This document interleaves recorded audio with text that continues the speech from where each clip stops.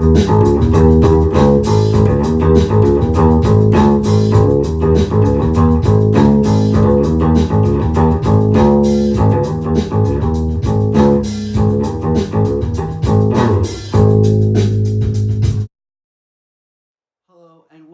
exciting episode of Codename New to Vero 2. Hi, I'm your presenter, Shabu Are You. Today we're going to be looking into part 2 of the Sierra Muerte storyline written by Michel Fivre. Now, I've gotten mixed reviews about this. Number one, the artwork is a little different.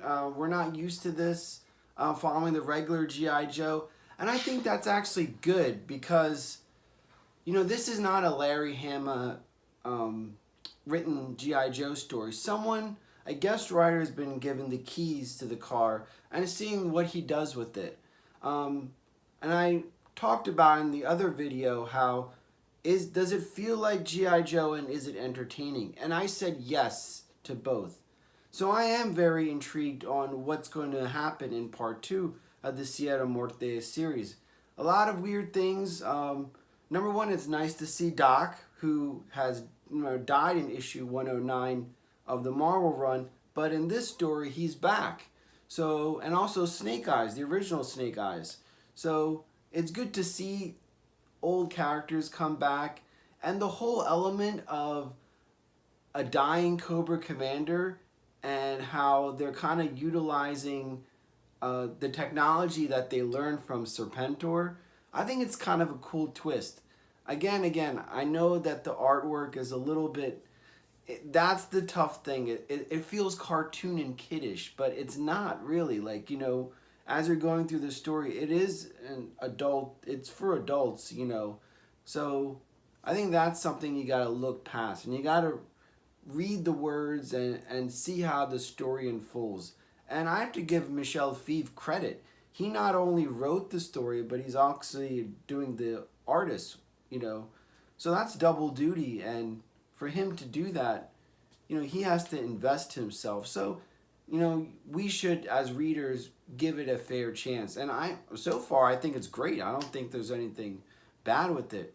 So without further ado, let's jump into part 2 of Sierra Muerte. I ended up with cover B, and like with all issues, we look at the cover variants. What I really wish is I had the dark silver Studio.com exclusive cover of the Baroness. I mean, hubba, that is wonderful.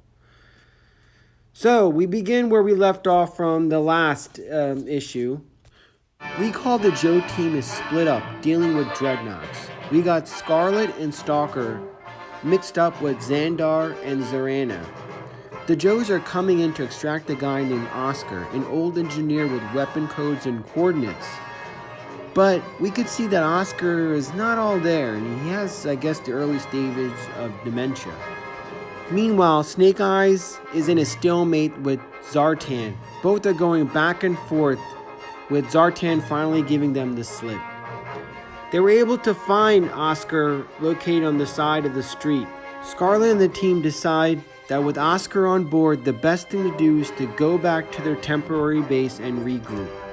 Meanwhile, at Cobra HQ, our terminally ill Cobra Commander is just getting progressively worse. He instructs a trooper to kill the servant upon seeing him in his weakened condition, but changes his mind. He goes into talking about this crazy plan of, you know, soon he's going to have a new body and he's going to be resurrected. And long live Cobra! So, we'll all see what this is all about in the next few pages. One can gather Cobra Commander's strong desire to continue the Cobra cause, but also come to grips of his own morality. He gets a status update of Zartan and his Dreadnought's MIA status. At the G.I. Joe base, these kids try to get a glimpse of the Americans. Hawk is recovering from an earlier altercation's gun wound. He welcomes Oscar to the compound. I have no idea why the kids were even brought up to begin with. Meanwhile, Snake Eyes is there to welcome his guests, the Dreadnoughts, who are all locked up.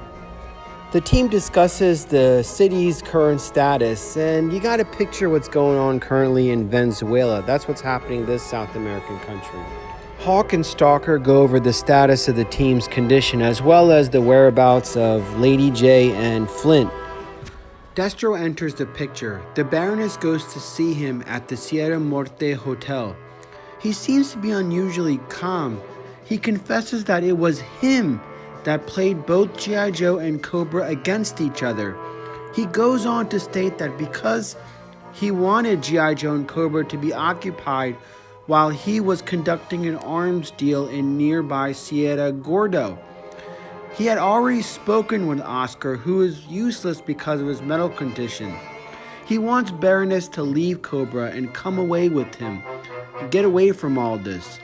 Outside, Flint and Lady J are listening in because they had planted a bug on the Baroness during their earlier scuffle. They begin to infiltrate the hotel and quickly disperse the Iron Grenadiers that are protecting the hotel. Upon being caught off guard, the couple square off, Baroness versus Flint, oddly Lady J versus Cousin Destro. The locals run for cover as the combatants raise insurance premiums. There's 7 pages of back and forth with Destro ending up being injured, the Baroness having to give in to G.I. Joe in order for him to get medical attention. I don't know why. I don't think that this needs 7 pages, but again, it just shows how these two teams were squaring off and how the battle was intense. And at one point, Flint thought that Lady J bought it, only to realize that she got away from Destro's missile. Again, I can't help but think that how it's, despite all the artwork, it is good to see like Destro, Baroness, Flint, Lady J, Hawk, Stalker, all these old characters coming in and having an action which is not currently being addressed in the modern IDW run as new characters are introduced. So it's kind of good fanfare for older fans to see such iconic characters have an adventure like this. Like it's like something out of the Sunbow series. Again, I think that's what makes this Sierra Muerte story so appealing, is that you could take the artwork out and you could see this fitting in perfectly into a Sunbow animated TV show. So that's one thing that you have to kind of take with the artwork, is that, it feels like a Sunbow series in itself. The task of taking on G.I. Joe, and by writer besides Larry Hama, is a double-edged sword. Imagine the level of difficulty of taking on an iconic franchise, keeping the feel established by Larry Legend, while trying to incorporate your own identity at the same time. This is where I think this series really shines. Back at the G.I. Joe base, Stalker and Roadblock make small talk with Oscar, talking about restaurants. He keeps referring to a restaurant in New York City, and these guys, they're starting to gather that he's having issues with his mental health. And they tell the importance of him coming on board and helping them crack Cobra's code for these weapons. The Joes have yet to discover that Oscar is literally useless in his condition to help them. Meanwhile, Scarlet informs Snake Eyes, who's meditating, that Lady J and Flint have brought in Cobra personnel into the base. So she tells him to get ready for, what's coming. There's probably a Cobra attack.